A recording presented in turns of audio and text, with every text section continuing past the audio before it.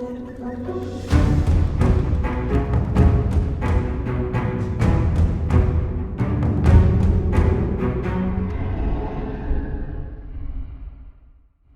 there, everybody. Welcome to Reflavor Town. Now, this is the first episode of our new segment that I am running. Your good friend, Harry, not going to say my last name. Almost said my last name. But I'm running this with a good friend of mine, Kingsley.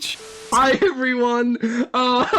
Harry fully said my last name, but won't say his own. Okay, can we censor that, Ernie? Can we get that censored, Ernie? Yeah, Ernie, can we bleep that out?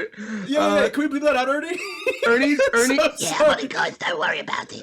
Yeah, thank you, Ernie. You can go now, right? Are you sure? You don't need me for anything else? No, you're fine, Ernie. You're good. Thank you. Dynamic roleplay. We love to see it. We love this is our new character. We're doing this bit for the whole of Reflavor Town. Reflavor Town is a segment that we're running where Kingsley and I, sometimes Ali will show up, sometimes he doesn't. He's got things going on. That man, he has lives upon lives going on in his beautiful mind. So this will probably be predominantly a podcast where I and another co-host run through the monster manual.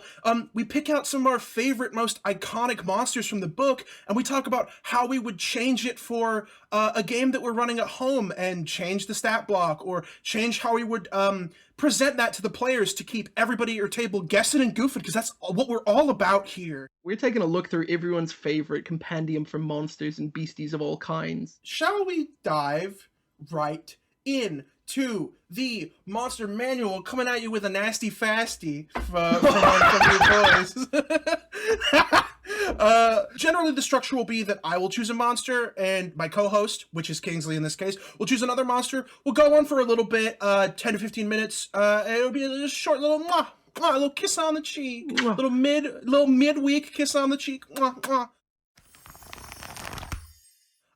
So let's jump right into it, shall we? Harry, what are you cooking up today? What's in the kitchen? Let's do a little thing. So, looking at this little monster manual, we see, if you got your monster manuals in front of you, which I would implore you to do, and if you don't have a monster manual, just, like, have fun with it, theater of the mind. We are going to page 212, which is our good friend, the Magmin. Now, if you guys don't know what a Magmin is, kind of looks like a little fire toddler, looks like a little gremlin on fire.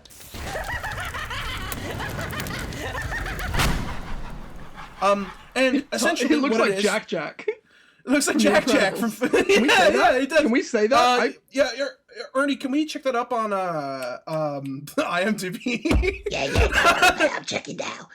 Ernie's our intern. Yeah, Ernie says we're good to go. Yeah, Ernie, we're good to go. Okay, cool. So Magmin's got an armor class of 14, hit points of about 9, speed of 30 feet, strength 7, dex 15, con 12, intelligence 8, wisdom 11, and charisma 10. So we're kind of looking at like a lower CR monster to start us off, something a little bit towards like what you might be facing in lower levels, or if you are a higher level adventurer, you might be fighting this in droves. You might be fighting like a bunch of these. Looking at this thing, when it dies, it explodes in a burst of fire and magma. And as a bonus action, it can literally set itself on fire. So this thing is very, very fire-based.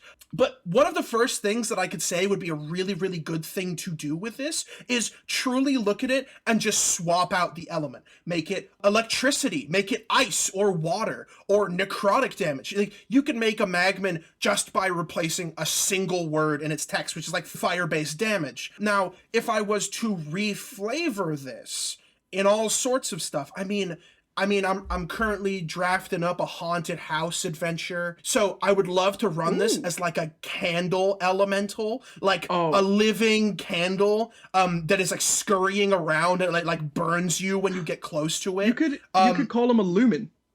Yeah, like a little lumen. I'm thinking like that little Pokemon, the candle Pokemon. And then when he explodes, it's like wax, and maybe like the wax causes the restrained condition if you can't beat the Dex DC. Yeah, yeah, and it's like a low dex DC because it's wax, but Yeah. like yeah, like little trappers, they little run around. They got dark vision as well, which makes sense because if you're a candle, obviously you're made to see in the dark, and it does fire damage, which makes sense for a candle. But like, imagine reflavoring this as like a fucking animated teapot, and it still does fire damage, but it's reflavored to be like, it's like spilling hot tea all Yeah, over you. like I know boiling water. yeah, like boiling. I know this is a wild fucking episode to start on Reflavor Town. We're talking about candles and tea. Just get weird with it. Freaky. Yeah, I'm gonna get a little freaky now. Going back into that first thing I was talking about, like changing up the elemental damage type that with this, like a little changing it to like lightning damage, I think would be really fun. If you make it a lightning Magmin, why not make it so that either when they die, it's the lightning bolt spell, or something like the other lightning Magmin around them conduct the electricity to create some kind of field, like an anti-magic field or something like that. I don't know. Thinking a little bit more about like the pack tactics side of it. Yeah, that's a really interesting point. Because if you're facing these in a bunch, because they're really easy to kill, give it a spell that can be upcast. If it dies, however many of each of these other ones are around it, maybe that upcasts the spell level. Ooh. Oh, like maybe maybe there's like, so we've got the Magmin, which is 9 HP, but the incredible thing about it is that it's got resistance to bludgeoning, piercing, and slashing from non-magical attacks. So it's like, you're not going to face these unless you have like a magical weapon, or you've got a sorcerer, wizard, or some other kind of spellcaster. Yeah, absolutely. So why not make it, we have the Magmin, but maybe they follow around an elemental of their type, or you've got a Magmin boss, which is like a little bit beefier. Maybe instead of having 2d6, it's got 5d6. Yeah. Something like that, and that can use the other Magmin around it to upcast its spells. Oh, that would be so sick. And I mean, like, imagine like a fire mage or a lightning mage or whatever you choose the damage to do. Like you get a mage who's specialized in a specific element, throw a bunch of the element switched versions of these Magmins, you have got yourself a conducive themed fight around an element. What about a blank Magmin? There's a Magmin chief, and that Magmin chief has certain amounts of usage of absorb element, and whenever it uses absorb element, all the Magmin around it switch to that element absorbed. That's so sick. They're like mannequins. They're like blank canvases to be painted on. We're in the car right now. Mind the noise. We were in a kitchen a few minutes ago, but we thought we'd take this on the road. Why don't we take it on down to the creepy house one shot that you're doing?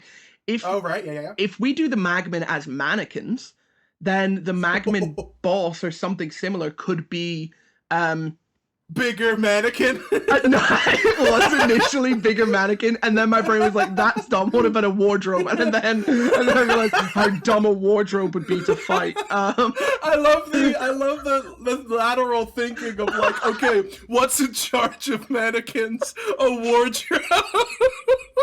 That's really. What's in charge of it? Stop it, bro! The gremlin voice gets me every time. It's okay. It's not me, dude. It's not me. Yeah, bro, for real, it's my friend Ernie. But like, it's Ernie. I think that's a really interesting space to play in. You have this tiny this creature is designed around, you want this to die, right? Yeah. Like, this thing is going to die. It's got a pretty low armor class, if I'm not low, but it's like 14. Like, someone's gonna hit that. Your paladin, your fighter, your barbarian are gonna hit that. It's got really low hit points as well. So like, this thing is planning on dying. It's got when it dies, it explodes, and it does 10 feet. Like, all creatures within 10 feet need to make a DC 11 dexterity saving throw or take 7 fire damage. Like, this thing is designed to die. So playing around with what happens when it dies can make it infinitely much more dangerous as well. These things have a +2 to dex, but I can't imagine that their sneak would be that great. Because they can fully can set themselves on fire. Yeah, exactly. But counter to that, what if you buff up that dex? What if you make them really quick, and really stealthy, and they hang on to the ceilings of caves or haunted houses or wardrobes? I don't know. And they just drop on people, grapple, and set on fire. Bro, I mean, imagine reflavoring these as like candle gremlins, and they like sit up on the chandelier and pretend to be candles, and they I drop on the party. yeah, That's that's really wild. cool. That's really cool. Fucking like candle gremlins, get out! Like Candlemen, Yeah, you just a fully call them candle. Lumen. Oh, true. That's true. But I love the word candle. But no, Yeah. I mean, God, there's so many things you could do with this. Like, there's so many golems in the book as well. Just like a wax golem. Just reflavor a friggin' golem, you dingus. Oh, So, that's what we're all about. if you're watching and you felt bad that I called you a dingus, I'm so sorry, dude. You're a fucking dingus. Ernie. Sorry, Ernie, he's get dealt out of with. here. Dude, Ernie, you need to put a fucking leash on Ernie, dude. Yeah, I will, dude. I don't know how he Muscle. got here. I truly don't know how he got a microphone, but he's here. Are And we he's paying him? I thought he was paying us. Oh, paying us Yeah. to do what? I fully don't know. He never said, but he's here. We're in Um, Ernie's house. Yeah, the prison gem we always talk about. That's actually Ernie's house. Yeah, it's pretty Mhm. comfy, don't you think? Ernie, chill out, dude. This bit is getting like fucking wild, very deep. Yeah, Ernie's taking on a mind of his own. We're talking about Candlemen. Yeah, Candleman, Pure Candleman. pure Yeah. Candleman. So we take the Magmin, give them a little bit of flavor, which is what we do here. We put them in some spice, we put them in some herbs, we put these little Magmen in shakers and shake them up, and what do we get? What do we get? I think Oh, I Are you, really ask, like are you the asking idea. me? You're the host. Oh, what, true. yeah. What happens? What happens when you put together these little magma men? So ultimately, you've got like you can buff this up for higher level parties if you make it so that when they explode, it's not just they take 7 fire damage. When they explode, they do a spell. I love the upcasting thing. I think that's really sick, especially if you take into account the idea that they're conducting spell energy between them. When one dies, they cast a spell depending on whoever's within 5-foot radius of them, like other magmins or candle or lumens or whatever you want to call them. Yeah. Like however many other lumens are in the area, that spell gets upcast a level and then hits a specific target. That is wild, and also forces your players, incentivizes them almost to not kill them. Yeah. To find a way around, and then maybe there's a secondary aspect to the fight, where there's a secondary thing that they can do to stop the lumen. Yeah. They don't have to kill them, and then the lumen are more like a hazard, if anything. Yeah, and it might be something as simple as getting your players to do a perception check, and on a good like a DC 15 or something like that, you can hear a river running above you. So if you break the cave roof, a river will come flooding down and put out all of these magmen, basically like restraining them. So sick. Something cool like action orientated encounters, something like that, where it is not always. It's always fun to like put something down and say to your players, "Yeah, I've got no idea how to solve this. Figure it out." I think that's always a very cool way of doing it.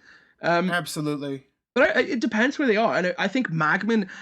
Honestly, I'm gonna be real with you. Everyone who's listening, before this, I had no idea what a Magmin was. Harry blindsided me with it.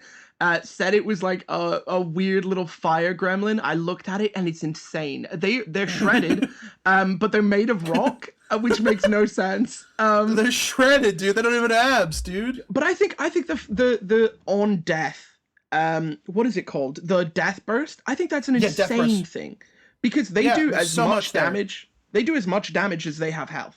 They've got 2d6 plus 2 health, and they do 2d6 damage. Given it shows you that these things are meant to be run in packs because they have a fire immunity, and the death burst does fire damage. Could you imagine all your Magmin went off and just set off a chain reaction? That would be funny. Just they all immediately die. The entire encounter just like fucking crumbles from the beginning. Yeah, like a Tetris game. Yeah, it's sick. I'm going to do a hard line in the sand here. We've talked enough about the flame toddlers. Kingsley, let's move on to your creature, man. Let's get your creature up on the stage. Let's have a little look. Let's have a little kiss. Mwah, a little kiss of the creature. This little critter of mine, let me take out my little brown paper bag that I've kept him in. He's jumping about a little bit. He's a lot smaller than he's meant to be, But I Russell, thought I'd Russell. bring to the stage today the Rust Monster.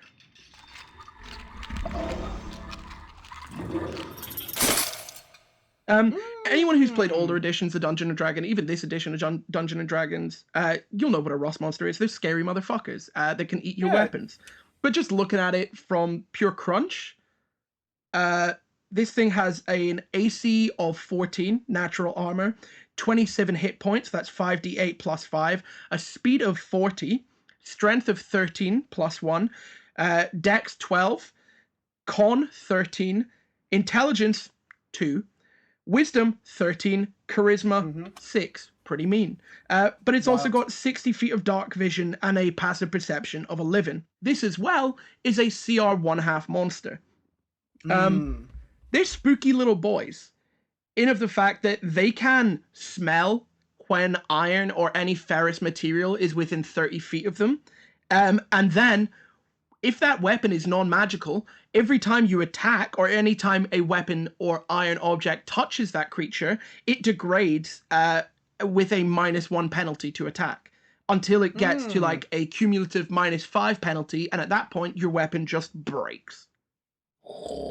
Yeah, you love to see it. It's it's something you hate to see is when you're slashing in a monster and it starts to destroy your weapons. Which I think is a really interesting space to play in as well. Yeah. Like, what kind of thing does that? What kind of creature does that? Mm-hmm. What kind of thing would have to evolve to have something? I know we're talking about a fantasy space here. We literally just talked about a little baby who's shredded, made of magma. Fucking boss baby ass. Yeah, boss baby looking son of a bitch. Can we say that? We're fine to say that. Yeah, Ernie, can we get that censored, please? Yeah, I'm on it. We actually said Kingsley's last name there. Can we please censor that? Yeah, we're on it. Looking at it immediately, the first thing that I'm thinking this could be is some kind of baby basilisk, something that hasn't fully developed the ability to petrify and gaze someone, but has other defenses. Like, would you say that it's like literally petrifying and corroding the like inanimate objects rather than animate objects? Is that what that is developed? Yeah. I think it hasn't developed the ability fully. So it slowly, like, it's because I think to cure anything from a basilisk, you actually need basilisk venom. So it makes sense. Maybe the baby basilisk secretes this, and whenever you hit it, your weapon starts to petrify a little bit, and that's what the -1 penalty is. Maybe it's putting your barbarian's axe off its regular weight, so he swings at a -1. I don't know, just some kind of thing that would allow this creature the ability to slowly break down your weapons the more you attack it. Yeah, absolutely. And I mean, like, it comes in the vein of that, like, poisonous kind of metal corroding kind of thing. So, like, a baby basilisk that is, like, exuding this, like, gross acid from its mouth, that makes sense. And also, like, maybe its blood is acid, so when you hit it, that's what's happening. It's literally, like, eating away at your weapon. It's got a bite. It's a giant fucking snake. It's a basilisk. Of course, it's got a bite. Yeah. With the antenna where it like corrodes a metal object you can see within 5 feet of it. That's kind of like the acid sort of. That could be like a spray or like a ranged thing. Yeah, maybe it's using its minor version of petrifying gaze to start to corrode a non-magical object or a non-animate object. Absolutely. And if it was that case, you could bump it up to like object it can see within 10, 15 feet, 20 feet. Yeah. Dark vision, it could have blind sight, maybe. Oh, it could have blind sight. Maybe. Because I guess it makes sense if it doesn't have any kind of, if its eyes haven't properly developed or anything like that, then why not give it blind sight or maybe even tremor sense to make it a little bit more terrifying? Ooh, I like tremor sense a lot.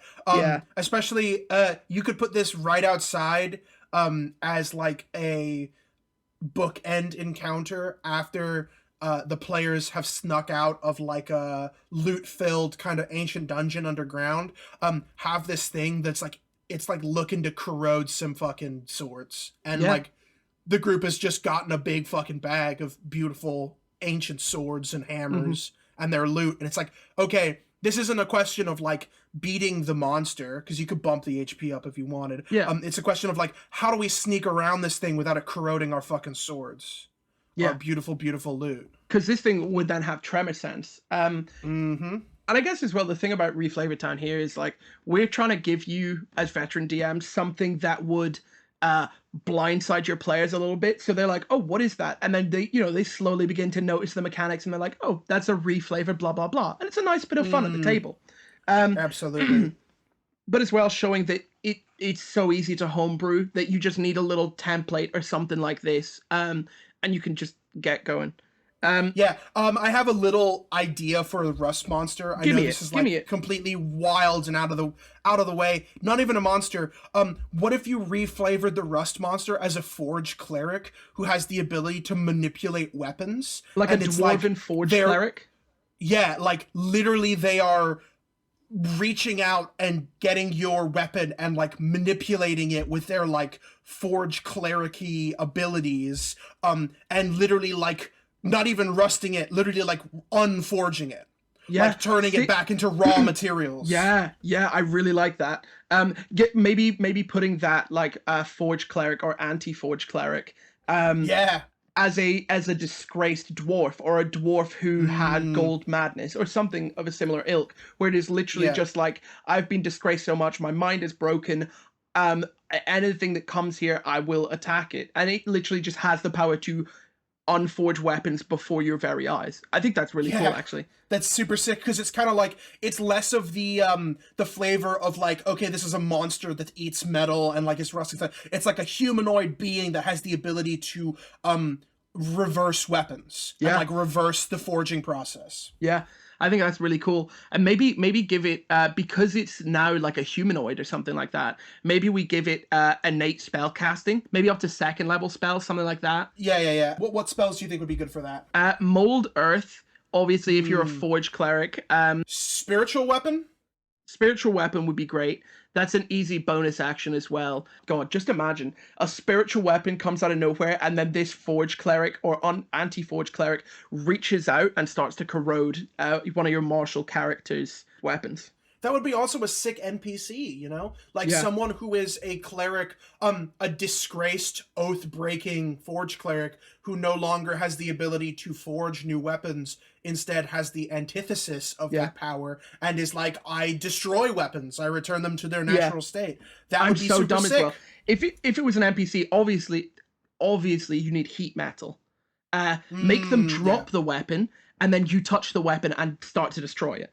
So nasty. Or because it's an NPC, if you manage to win its good graces, maybe give it some gold, maybe give it a cool magic weapon, it bestows magic weapon or mage armor on you. Yeah, or like if you flavor the ability as it's literally turning time back on an object, if this was an NPC, you could give your PCs an ancient weapon that was broken, and you bring it back to this NPC, and he turns back time on the weapon and turns it back to the prime of when it was still working. Like, that would be sick. Okay, that's fully just off of a...